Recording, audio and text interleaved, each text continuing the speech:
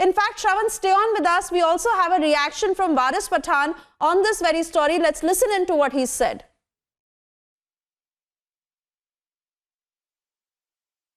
Well, any kind of violence is condemnable. We have already said that the rioters and those who are indulging in violence, they are not from us, they are from Godse.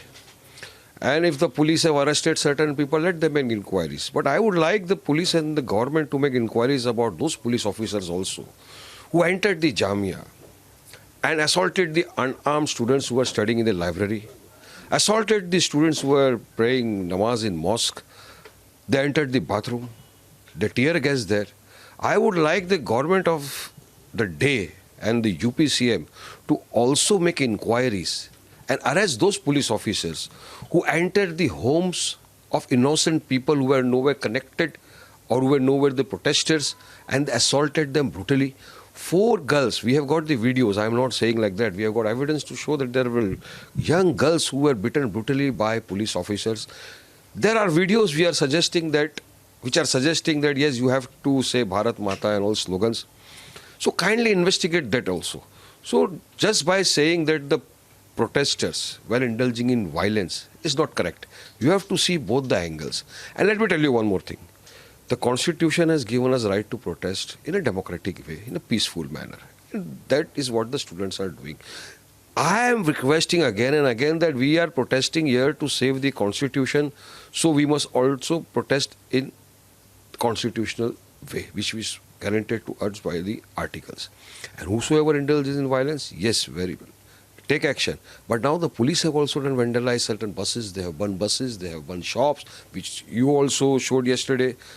The other channels also just showed the clips yesterday. So I would like to ask Mr. Yogi, what steps will you take to recover the money of this from the police officers? You have taken money, you are recovering from the civilians.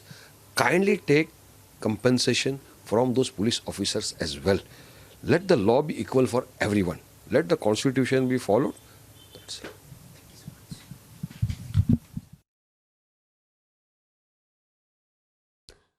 So there you hear how the AIMIM has gone on to slam the SDPI and PFI's role that has emerged in inciting riots. But for the second part of what Waris Pathan has said, and if I can bring in Shravan back into this conversation once again. Shravan, once again, Waris Pathan talking about how investigations must be carried out against those police officials who also entered the university premises on that day. But look at how the plot is unfolding. Look at how the truth is now coming out. Why would students at a tender age, in their late teens and their early 20s, talk of something as horrific as carrying acid bottles to such protest sites if police wasn't a target for them? It is a point to think about, Shravan.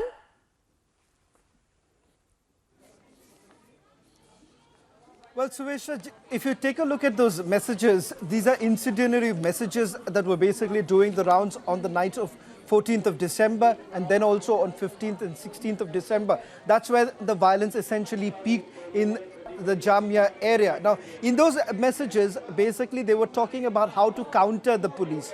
They wanted to find out a way to manage the police because the police had gone all out to ensure all these miscreants, because in these WhatsApp groups messages, they're clearly talking about how they were basically trying to prevent themselves from getting arrested. And they were still wanted to continue with their entire so-called protest against the Citizenship Amendment Act. And this was by no means peaceful. It was clearly violent, and they had full plans of making it violent. Now, this was a way to put out that this is to protect ourselves. Now, there are multiple ways of protecting yourself. You really don't need to carry acid bottles, and this goes against even court orders. You can't use acid bottles in a protest site.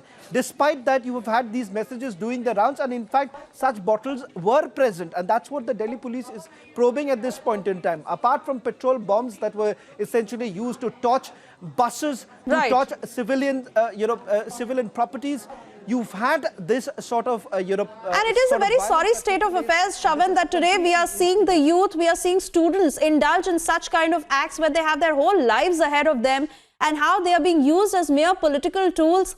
In fact, fake news that is being spread, and how they are getting brainwashed. exactly as the Bengal governor puts it, that the education system that is degenerating